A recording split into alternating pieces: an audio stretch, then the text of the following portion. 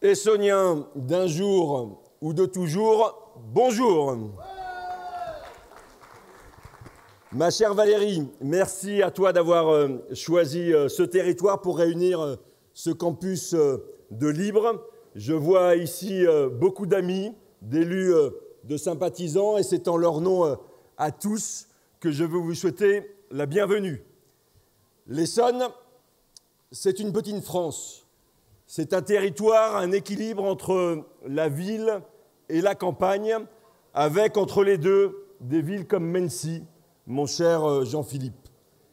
Et à bien y réfléchir, il ne nous manque guère que la mer, cher Hervé Morin, ou la montagne, cher Jean Rotner, pour exprimer ici toute la diversité française. L'Essonne n'a que 50 ans, et pour beaucoup d'entre vous, je l'imagine, elle est avant tout un département de la banlieue parisienne. Mais je peux vous assurer, pour nous, Essonniens, c'est à bien des égards Paris qui est à la banlieue de l'Essonne. Vous en doutez? Et pourtant, c'est ici que nous avons l'excellence française. 20% de la recherche, les meilleures écoles, laboratoires, entreprises, universités. Ce n'est pas un hasard si Paris-Saclay, voici quelques jours, a détrôné toutes les universités dans le top 15 de Shanghai. Car ici, nous avons l'innovation et je peux pouvoir dire, sans immodestie, qu'une partie de l'avenir de la France et même du reste du monde se décide sur notre territoire.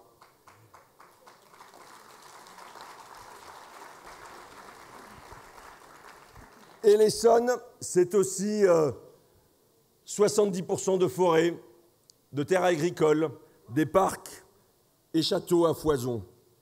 Vous l'avez compris, l'Essonne est le reflet de cette diversité qui est l'identité et l'atout de notre pays, mais aussi le reflet de toute sa fragilité. Vivre en périphérie n'est pas toujours une sinécure. Beaucoup de nos compatriotes ne sont pas assez riches pour vivre sereinement, ni assez pauvres pour bénéficier de l'assistance.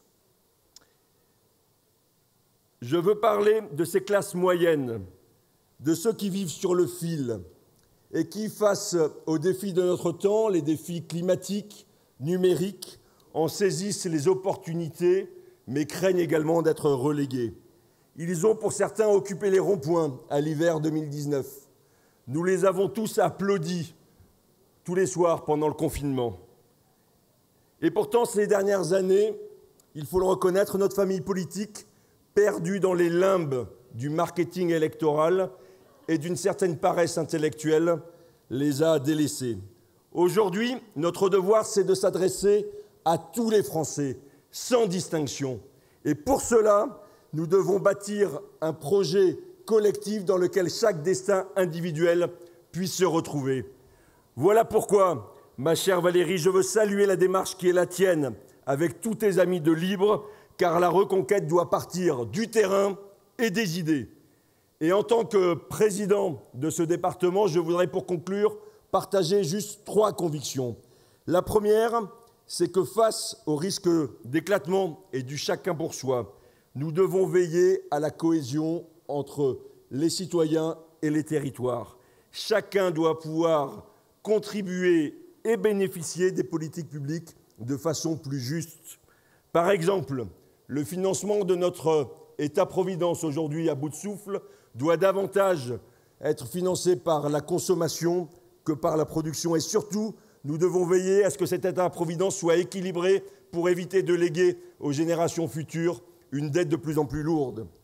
Ensuite, nos libertés doivent être garanties, rétablies, devrais-je dire, par l'État régalien dont la première des missions est d'assurer la sécurité de ses concitoyens. Et au-delà des questions des forces de police, nous le savons, dans notre département, c'est la question de la justice qui est la moins bien dotée d'Europe, qui doit bénéficier des moyens pour pouvoir sanctionner dès la première faute. Enfin, mais c'est une évidence, notre terre est notre bien commun. Et je suis de ceux qui pensent que ce n'est pas la marche arrière, mais la transformation digitale qui contribuera à faire émerger la croissance verte, c'est-à-dire une économie forte et décarbonée. Notre responsabilité politique, ma chère Valérie, est donc d'inventer le nouveau modèle nous permettant de vivre en harmonie avec la nature, tout en confortant nos libertés et le progrès social. La tâche est immense, mais pour bien te connaître, Valérie, moi qui ai eu la chance de t'accompagner depuis tes débuts à la région, je sais que tu disposes de l'énergie et de l'audace pour construire l'alternance à laquelle aspirent nos concitoyens. Alors, mes amis, je vous le dis comme je le pense, Valérie a besoin de votre aide, car la France a besoin de son talent.